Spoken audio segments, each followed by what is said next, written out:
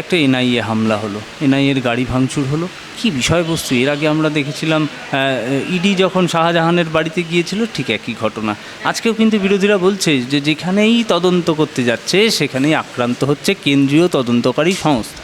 প্রথমেই আপনাকে কাটছি, ঘটনা দুটো এক নয়। সন্দেশখালিতে গ্রামের মানুষরা ইডির ওপরে হামলা চালিয়েছিল কিছু লোকের উস্কানিতে, আর এখানে এনআইএ হামলা করেছে ভূপতিনগরের গ্রামের মানুষদের ওপর। তারা লোকাল পুলিশকে ইন্টিমিডেট করেনি। তারা মধ্যরাত্রে মাঝরাতে যদি একটা প্রান্তিক গ্রামে কোনো বাইরের লোক যায়, তারা তো জানে না যে এনআইএ না ইডি না আইটি না কোথাকার, হো হো করে দুটো স্করপিও চালিয়ে যদি ঢোকে, যা হওয়ার সেটাই হয়েছে। গ্রামের মানুষ ভেবেছে যে এখানে এসে বিজেপির লোকেরা এসে তৃণমূলের লোকেদের তুলে নিয়ে যাচ্ছে। একটা কথা যেটা আজকে আমাদের নেত্রী মমতা ব্যানার্জি বলেছেন, দুদিন আগে উনি বলেছিলেন যে বিজেপির নেতারা এনআইএর সাথে দেখা করে, এনআইএর এসপি পদমর্যাদার অফিসারের সাথে দেখা করে তৃণমূলের কর্মীদের লিস্ট ধরিয়ে আসছে যাদের অ্যারেস্ট করতে হবে। আর তার দুদিনের মধ্যে এনআইএ ভূপতিনগরে গিয়ে আমাদের বুথ প্রেসিডেন্টকে অ্যারেস্ট করলো। এনআইএ তৈরি হয়েছিল ভারতবর্ষে সন্ত্রাসবাদ দমন করার জন্য। ভূপতিনগরে 3রা ডিসেম্বর 2022 একটা বোম ফেটেছিল বাজি কারখানায়, 3 জন দুর্ভাগ্যক্রমে মারা গেছিল। এটা কি সন্ত্রাসবাদের জায়গা? এখন এনআইএ, ইডি, সিবিআই, আইটি এরা যদি এখন বিজেপির শাখা প্রশাখা হিসেবে তৃণমূলের নেতা কর্মী বুথ প্রেসিডেন্টদের ইলেকশনের আগে অ্যারেস্ট করতে চায়, তাহলে প্রতিবাদ হবেই, মানুষ প্রতিবাদ করবে। এটা স্বতঃস্ফূর্ত মানুষের প্রতিবাদ, কিছু করার নেই। একেবারেই তাই। আমরা অন্য আরেকটি দিকে যদি জোট প্রসঙ্গে বলি, জোট প্রসঙ্গে কিন্তু এখন আইএসএফ একলা চলোর ডাক দিয়েছে, বামেদের সঙ্গেও গেলেন না। একেবারে বললেন যে নওশাদ সিদ্দিকী কথা ছিল ডায়মন্ড হারবারে দাঁড়াবেন, অভিষেক ব্যানার্জিকে হারাবেন। সেইখানে দাঁড়িয়ে এখন বলছেন যে দলের সিদ্ধান্ত, আমি দাঁড়াচ্ছি না, বামেদের সঙ্গেও জোটে যাচ্ছে না, বামেদের সঙ্গে আসন সমঝোতা হচ্ছে না। বিষয়টা গোলমাল পেকে গেল একলা চলার পথে আইএসএফ। দেখুন, আমি আপনাকে একটা পরিষ্কার কথা বলি, যখন আইএসএফ দল গঠন হয়েছিল, গঠন হওয়ার পর এখন মার্কেটে দেখা যায় না নওশাদের দাদা আব্বাস সিদ্দিকীকে। আব্বাসই তো তৈরি করেছিল, পরে নওশাদ এলো। আব্বাস সিদ্দিকীকে মনে আছে? ব্রিগেড মঞ্চ অধীর চৌধুরীর বক্তব্য থামিয়ে দিল মোহাম্মদ সেলিম, গলা জড়িয়ে নিয়ে গিয়ে আব্বাসের হাত তুলে তুলে লাফাচ্ছিল। কি হলো বামফ্রন্ট? প্রথমে তো বামফ্রন্টের মুখে জুতোর বাড়ি মারল অভিজিৎ গঙ্গোপাধ্যায়, তারপর বামফ্রন্টের আরেক গালে জুতোর বাড়ি মারল নওশাদ সিদ্দিকী। এই নওশাদ সিদ্দিকী, আমরা প্রথম দিন থেকে বলে আসছি, নওশাদ সিদ্দিকী, আব্বাস সিদ্দিকীর এই আইএসএফ দল তৈরি হয়েছে বিজেপির টাকায়, চলে বিজেপির টাকায়। কারণ এদের একটাই কাজ, বিজেপির হয়ে বাংলার সংখ্যালঘু ভোটটাকে কাটার, এদের আর কোনো কাজ নেই। আর আব্বাস সিদ্দিকী এক আপাদ মস্তক একটা জালি ব্যক্তি, শুধু হাওয়া গরম হাওয়া গরম হাওয়া গরম। আজকে আপনি ভাবুন, আপনার পোর্টালে যদি আমি বলি তৃণমূলের হয়ে আমি বেনারসে নরেন্দ্র মোদীর এগেনস্টে লড়াই করতে যাব, বিরাট বড় হেডলাইন হয়ে যাবে। আপনার তো পোর্টাল বড় বড় চ্যানেলে দেখাবে, কিন্তু তার মধ্যে তো বাস্তবিকতা থাকতে হবে। ও এতদিন ধরে হাওয়া গরম করলো, ডায়মন্ড হারবারে অভিষেক ব্যানার্জির বিরুদ্ধে দাঁড়াবে, অভিষেক ব্যানার্জি তাকে স্বাগত জানালো, হেরে ভূত হয়ে যাবে, জামানত বাজেয়াপ্ত হয়ে যাবে বলে এখন বলছে আইএসএফ আমাকে দল দাঁড়াতে দিচ্ছে না। এসব নাটক। বাংলার মানুষ বোকা। জালি পার্টি, তার জালি নেতা, যারা বিজেপির পয়সায় চলে, বিজেপির পয়সায় ওঠে বসে, তাদের মুখোশ এখন মানুষের সামনে খুলে গেছে। কালকেই আমাদের একান্ত একটি সাক্ষাৎকারে নওশাদ সিদ্দিকী বলে, মমতা ব্যানার্জিকে অন ক্যামেরা বলছি, চ্যালেঞ্জ করছি, কোথার থেকে কত টাকা নিয়েছি জানা থাকলে জানিয়ে দিন। ওকে বলুন, আপনি গিয়ে মমতা ব্যানার্জি অনেক বড় চ্যাপ্টার, ওকে বলুন আগে মমতা ব্যানার্জিকে চ্যালেঞ্জ না করে, ওই মমতা ব্যানার্জিকে চ্যালেঞ্জ করতে হলে কিন্তু কৌস্তব বাগচির পথে হাঁটতে হবে। তাহলে নওশাদকে গিয়ে বলুন আগে মাথা ন্যাড়া করতে, দাড়ি কাটতে। আর যদি সেটা না করে, তাহলে মমতা ব্যানার্জিকে চ্যালেঞ্জ করার আগে নিজে যে চ্যালেঞ্জ করেছিল যে আমি অভিষেকের বিরুদ্ধে দাঁড়াবো, অভিষেক বন্দ্যোপাধ্যায়ের বিরুদ্ধে, আর অভিষেক বন্দ্যোপাধ্যায়কে ডায়মন্ড হারবারে হারাবো, আগে সেটার কী হলো সেটা জবাব দাও। এতদিন যে হাওয়া গরম করেছিল তার নিটফল কি, আগে সেই জবাবটা দাও। একদম তাই। আমরা দেখলাম ব্রিগেডের মঞ্চে অর্জুন সিংহ অভিমান হলো, ও মঞ্চ থেকে নামার পরে তারপর তিনি টিকিট পেলেন না, সেই অভিমানে চলে গেলেন আবার বিজেপিতে। টিকিট পেয়ে গেলেন, একেবারে সোজা উড়ে চলে গেলেন দিল্লিতে, টিকিটও পেলেন। বলছেন 200% আমি কনফিডেন্স, আমি এখানে জিতবো, কারণ আমি মানুষের পক্ষে কাজ করি। দেখুন, অর্জুন সিং, নীতিশ কুমার, আমি নাম করে বলছি, এদের না মানুষের কাছে আর কোনো গ্রহণযোগ্যতা নেই। মানুষ কি বিশ্বাস করবে?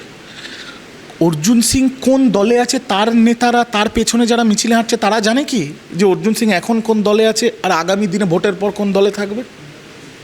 যারা দৈনন্দিন নিজের মতাদর্শকে বিক্রি করে বাজারে, তারা কখনো নেতা হতে পারে না। আমি তৃণমূলের মুখপাত্র, আমি বিজেপিতে যেতে পারবো না, আমি বামফ্রন্টেও যেতে পারবো না। আমাদের লাইক মাইন্ডেড পার্টি হচ্ছে তৃণমূল কংগ্রেস। কিন্তু আজকে যদি আমি তৃণমূল ছেড়ে বিজেপিতে যাই, আবার বিজেপি ছেড়ে তৃণমূলে আসি, তার মানে আমার কাছে মতাদর্শের কোনো দাম নেই। আমি যেভাবেই হোক চেয়ারটাকে আঁকড়ে ধরে রাখতে চাই। গদ্দার, পাল্টিবাজ, পোল ভোল্টার পলিটিশিয়ানদের মানুষ পছন্দ করে না। অর্জুন সিং আর তাপস রায়, এই দুই গদ্দার আর দুই পাল্টিবাজের কী অবস্থা হবে 4 জুন দেখে নেবে। একদমই তাই। আমরা যদি ইলেকট্রাল বন্ডের দিকে তাকাই, একেবারে দুটো পার্টি, মানে আমি বিজেপির কথা বলছি, তৃণমূলের কথা বলছি, সবাই পেয়েছে ইলেকট্রাল বন্ড। বামেরা বলছে আমরা তো রিফিউজ করি, আমরা ইলেকট্রাল বন্ডে অবৈধভাবে টাকা নেই না। কারা বলছে? আমাদের বামফ্রন্ট। বামফ্রন্টের আসল কথা হচ্ছে, দেখুন, বিজেপি টাকা নিয়েছে ইলেকটোরাল বন্ডে, তৃণমূল কংগ্রেস টাকা পেয়েছে ইলেকটোরাল বন্ডে। তৃণমূল কংগ্রেস কোনো আইন ভেঙেছে কি? ভাঙেনি। বামেদের প্রবলেমটা হচ্ছে, ইংলিশে একটা গল্প আছে সাওয়ার গ্রেপস, ওই আঙুর ফল টক। এই শূন্য পার্টিকে কেউ ইলেকটোরাল বন্ড দিতে চায় না। কেন দেবে? একটা লোক, ধরুন একটা সংস্থা, সেই ইলেকটোরাল বন্ড দিচ্ছে তৃণমূল কংগ্রেসকে বাংলার উন্নয়নের জন্য। একটা দিল্লির সংস্থা ইলেকটোরাল বন্ড দিচ্ছে বিজেপিকে, তারা হয়তো বিজেপিকে পছন্দ করে, হোয়াটএভার।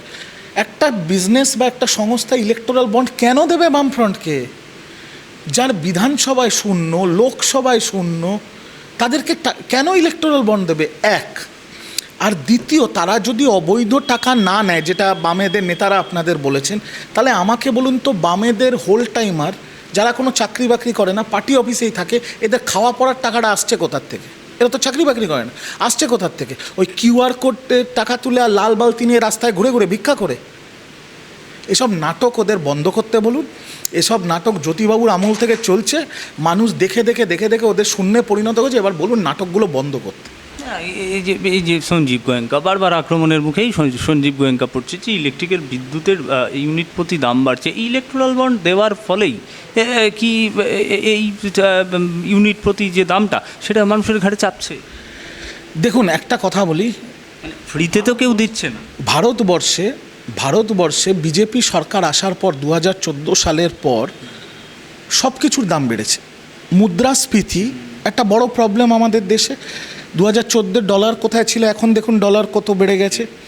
সিমিলারলি বিজেপি সরকার আসার পর আমাদের ভারতের যে ফিনান্সিয়াল ব্যাপারগুলো, এগুলো সব নষ্ট করে দিয়েছে।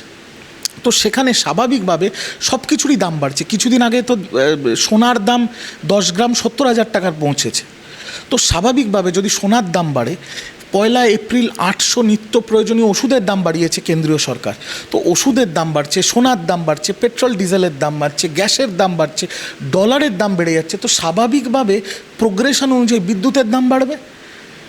এদের প্রবলেমটা হচ্ছে, এরা মাল নেবে সবার কাছ থেকে, টাকা ফেভার নেবে সবার কাছ থেকে, কিন্তু কারুর কাছে টাকা থাকলে এদের গা পিত্তি চলে যায়। আর এদের মুখপাত্ররা 22 লক্ষ টাকার গাড়ি করে ঘোরে। প্রবলেমটা হচ্ছে এইখানে। এদের যদি এত আপত্তি থাকে, বলুন না বাড়িতে কয়লা জ্বালিয়ে আগুন আর মোমবাতি কিনে বাড়িতে বসে থাকতে। কে বারণ করেছে? কেউ তো বারণ করেনি। আপনার ইলেকট্রিক নেওয়ার দরকার কি? আপনার যদি সঞ্জীব গোয়েঙ্কার সিএসসির প্রতি এতই রাগ হয়, বাড়িতে মোমবাতি জ্বালিয়ে বসে থাকুন। আলিমুদ্দিনের মিটারটা কেটে দিন, দিয়ে মোমবাতি আর কয়লা জ্বালিয়ে বসে থাকুন, মিটিং করুন। কে বারণ করেছে? একদমই তাই। আমি অর্জুন সিং প্রসঙ্গে আরও একবার ফিরে আসতে চাইব। অর্জুন সিং পরিষ্কার বলছে যে পার্থ ভৌমিকের জায়গায় জায়গায় দেওয়াল দেখতে দেখতে আমরা যাচ্ছিলাম, তার যে চেম্বার সেইখানে আমরা প্রশ্ন করেছিলাম যে প্রচুর প্রচার তৃণমূলের পার্থ ভৌমিকের, কিন্তু সেক্ষেত্রে তিনি বলছেন দেওয়ালের নাম দেওয়ালেই থেকে যাবে, পার্টিটাও উঠে যাবে। দেখুন, অর্জুন সিং এখন আবার, এটা তৃতীয়বারের জন্য বিজেপিতে গেছে। তো তৃতীয়বারের জন্য বিজেপিতে গেলে কিছু তো এমন ভাষণ দিতে হবে যাতে আপনারা আপনাদের চ্যানেলে দেখাবেন, যাতে বড় বড় চ্যানেলগুলো দেখাবে যে অর্জুন সিংও জীবিত আছে। তৃতীয়বারের জন্য বিজেপিতে গেছেন, তাদেরকে কিছু এরকম কথা বলতে হয় যাতে টিভিতে ভেসে থাকা যায়। যেমন এদের দিলীপ ঘোষ, আপনারা রোজ সকালে চলে যান, ও হাফ প্যান্ট পরে বেরিয়ে একটা ফালতু মন্তব্য করবে, আপনারা সারাদিন চালান। তো এটা বিজেপির ডিএনএতে আছে। অর্জুন সিংকে বলবো, আপনাকে আর ব্রাউনি পয়েন্ট নেওয়ার দরকার নেই। আপনি 4 জুন রেজাল্ট বেরোনোর পরে দেখা যাবে যে দেওয়ালে কার নাম আছে আর কার নাম দেওয়াল থেকে একেবারের জন্য মুছে গেছে। 4 জুন কথা হবে, এত বড় ডায়লগ দিয়ে কী লাভ?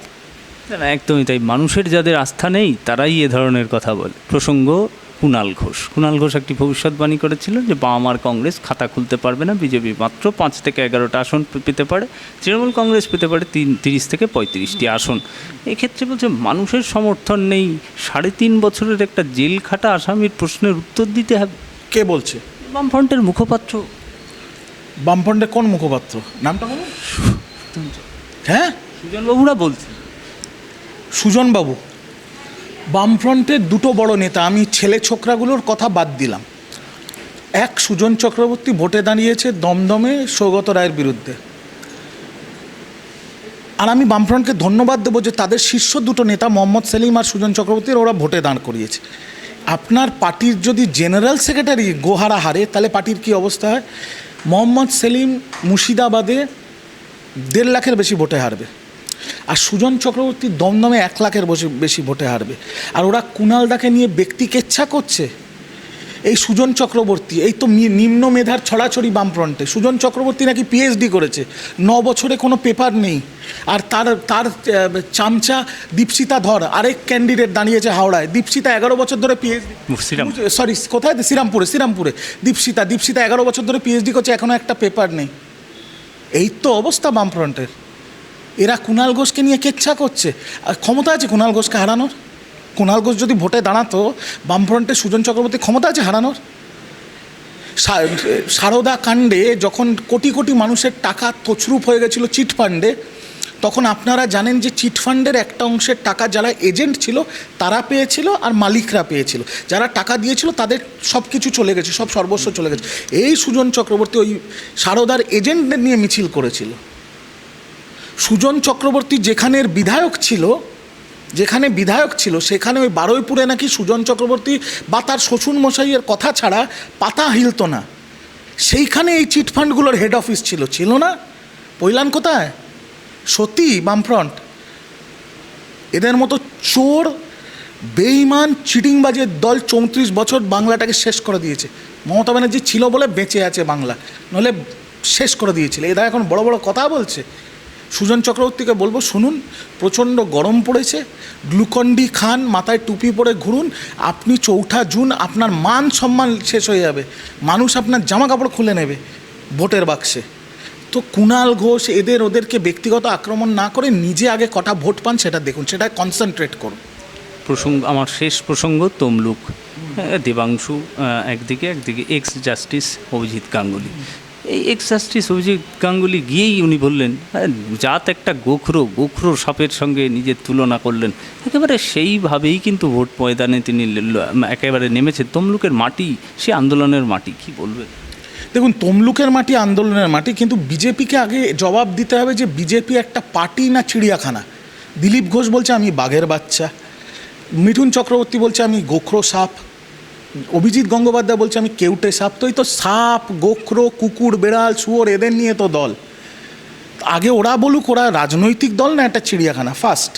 সেকেন্ড, আমার কাছে যা খবর আছে দেবাংশু তমলুকে জিতছে এবং উত্তম বাড়ি কাঁথিতে জিতছে। তাহলে 4 ফেব্রুয়ারির পরে শুভেন্দুর কী অবস্থা হবে সেটা দেখতে হবে। কারণ আমার তো মনে হয় যদি ও কাঁথি আর তমলুক হারে, অমিত শাহই শুভেন্দুর গলা টিপে মেরে দেবে ওকে। এক। দ্বিতীয়, অভিজিৎ গঙ্গোপাধ্যায়, বিভিন্ন দুর্নীতি হয়েছে বাংলায়, দুর্ভাগ্যজনক কিছু লোক তৃণমূল কংগ্রেসের সিম্বলের আড়ালে নিজের স্বার্থ চরিতার্থ করার জন্য দুর্নীতি করেছে।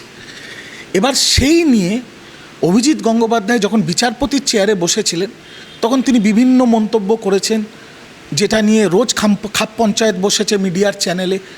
তিনি ইডি সিবিআই তদন্ত করেছেন, দুর্নীতিগুলোকে উন্মোচন করেছেন।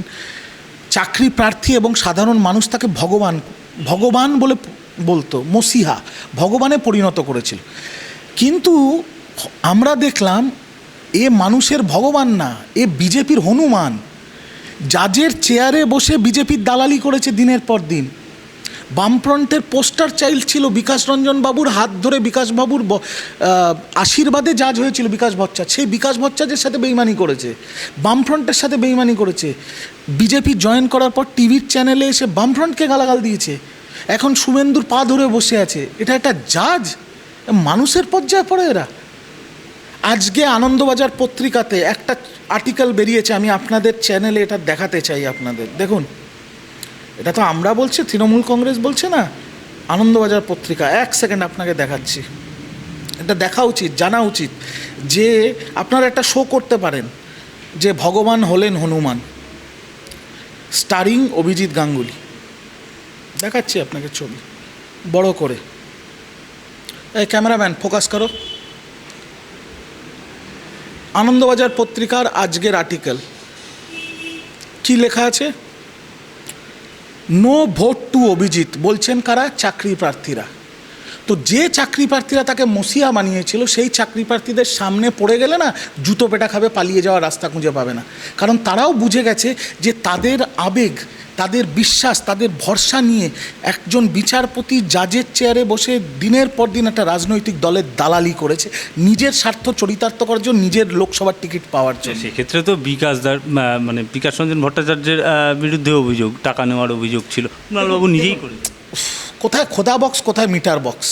বিকাশবাবু বিভিন্ন অন্য মতাদর্শে বিশ্বাসী, বাট বিকাশ রঞ্জন ভট্টাচার্যের সাথে আমি তৃণমূলের মুখপাত্র বলছি, দয়া করে অভিজিৎ গাঙ্গুলির তুলনা করবেন না। বিকাশবাবু আমাদের ভিন্ন মতাদর্শে বিশ্বাসী, তিনি তৃণমূলকে আক্রমণ করে, আমরাও ওনার বিরুদ্ধে অনেক রকম আক্রমণ করি, কিন্তু বিকাশবাবুর স্ট্যান্ডার্ড মানে হচ্ছে, যদি আমি ধরি মার্সিডিজ বেঞ্জ, তাহলে অভিজিৎ গাঙ্গুলি হচ্ছে ওই টাটা অল্টো। এটা তো তুলনারও লিমিট থাকে। এই সব অভিজিৎ গাঙ্গুলির মতো জালি লোকেদের নিয়ে এত আপনারা প্রাধান্য দেবেন না। সবার সাথে সবার তুলনা হয় না, এটা মনে রাখবেন। যেমন মমতা ব্যানার্জির সাথে ওই শুভেন্দুর মতো একটা ছাগলের তুলনা হয় না, সেরকম বিকাশ রঞ্জন ভট্টাচার্যের সাথে অভিজিৎ গঙ্গোপাধ্যায়ের তুলনা হয় না। ঠিক একইভাবে অভিষেক ব্যানার্জির সাথে ওই সুকান্ত মজুমদারের তুলনা হয় না। এরা অন্য মেটিরিয়াল, এদেরকে সাইডে রেখে কথা বলুন। বাকি ওদের ব্যাপারে মন্তব্য, আমরা যারা জুনিয়র মুখপাত্র আছি আমরাই যথেষ্ট। এইসব বড় বড় কথা বলার কোনো দরকার নেই। অভিজিৎ বাবুকে বলুন ভালোভাবে প্রচার টোচার করতে। তমলুকের লোকেরা কিন্তু বাড়িতে বাড়িতে এই কেউটে সাপের জন্য কার্বলিক অ্যাসিড নিয়ে রেডি আছে, সামলে।